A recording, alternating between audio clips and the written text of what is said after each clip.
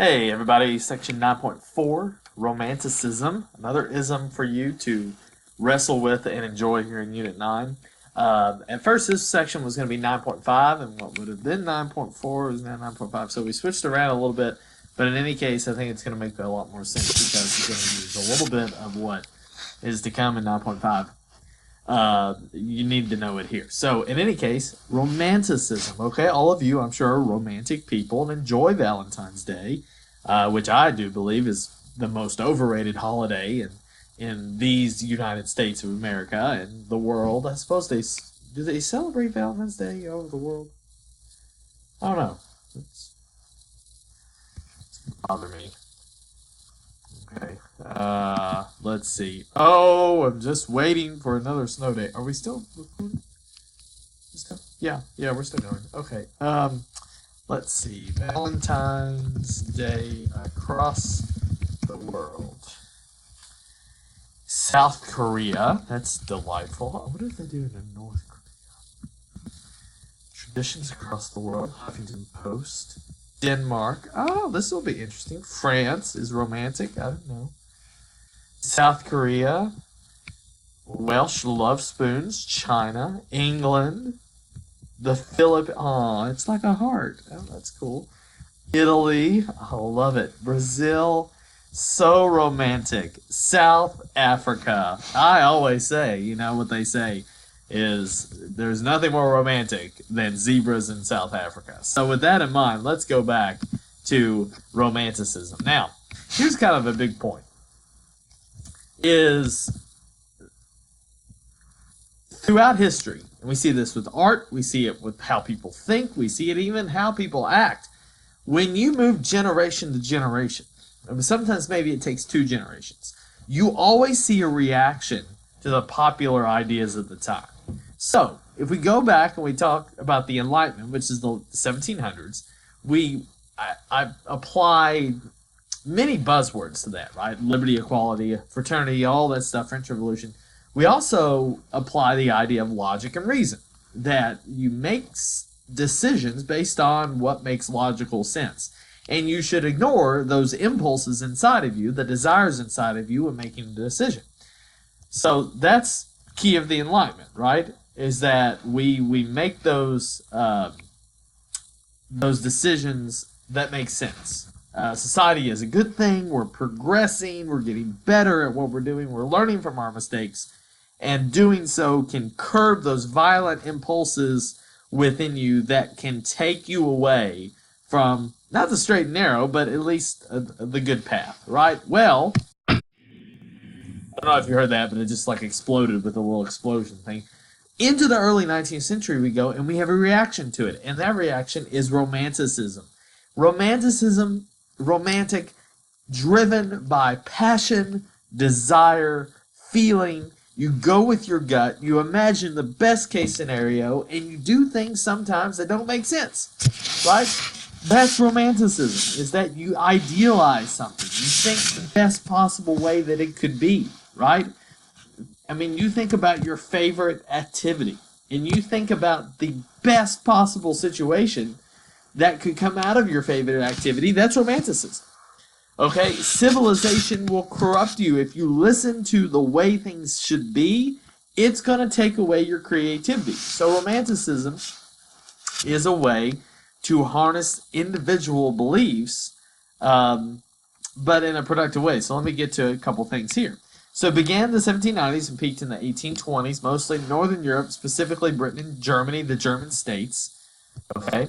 The essence of the human experience is subjective and emotional. So don't look at the facts. Don't look at logical sense. You go with what you see.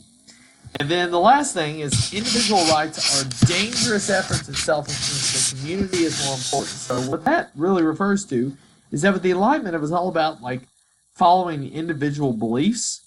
Well, the Romantic era was like, we should still celebrate the community and the group effort and this, sacrificing your own interests for the good of the whole.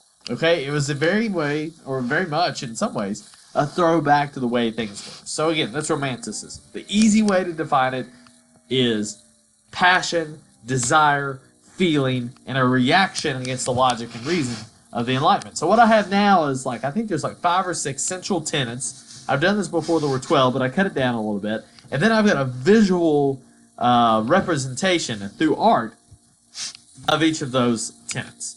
Okay? Emotions, passions, irrationality. Okay. Wandering above the sea of fog.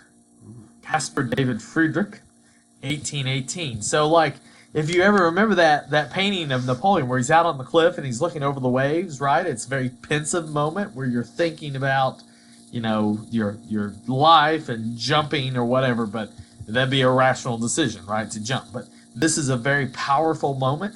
Romantic artists sought to create and capture those powerful moments in art, right? And in an emotional time, certainly as well.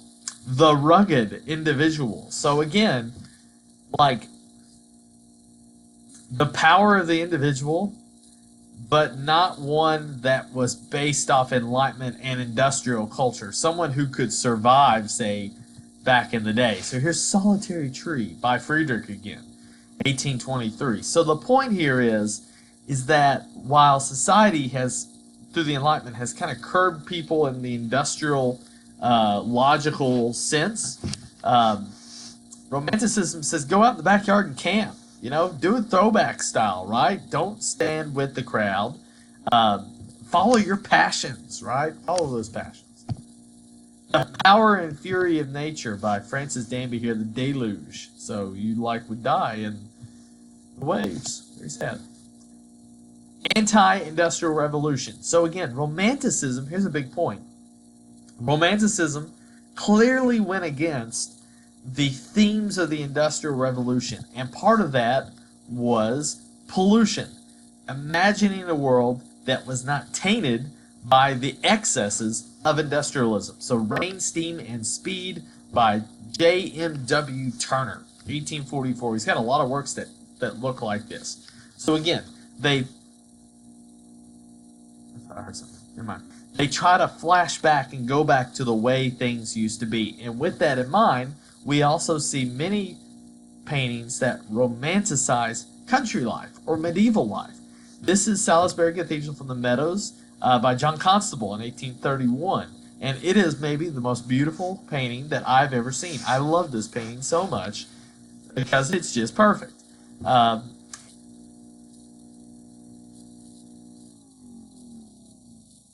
don't know if I hear Maisie or not. She's napping. Oh, we're almost done. Or maybe a snow monster is trying to attack us. I don't know. Anyway, romanticizing country life. Romanticizing medieval life before industrialization set in and ruined everything.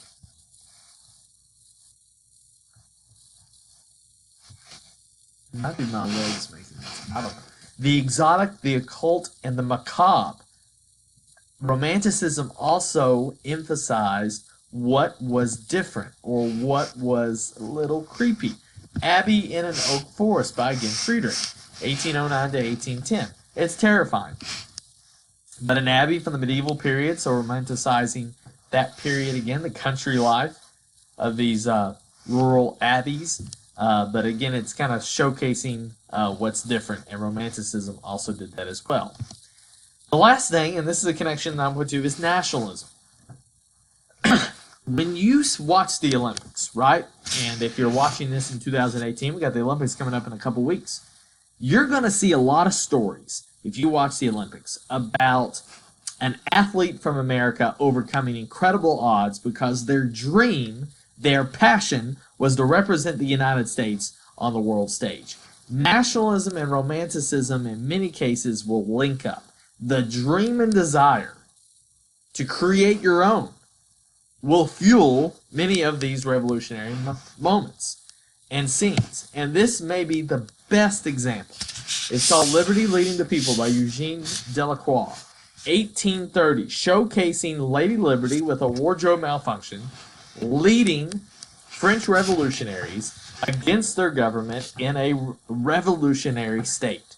And she's holding the tricolor flag to urge her fellow French on, hypothetically and metaphorically, to lead them to creating a new state, a state that can better represent the national interest of the French people. And it is that dream, it is that passion that inspires the men and women behind her to lead on toward creating something new. And fun fact, the guy who is doing the Abraham Lincoln impression in the foreground is Delacroix. He paints himself into the painting. So we've seen that a couple times of the artists will do that. But again, it's the connection between the desire and passion to improve or represent your national state. So maybe in literature during this period, Romanticism did not keep itself just to art. It also went into music, but also literature as well. So maybe the best example, at least my favorite, is a book by Victor Hugo called Les Miserables. And of course, many of you know this because of the adaptation into the Broadway musical.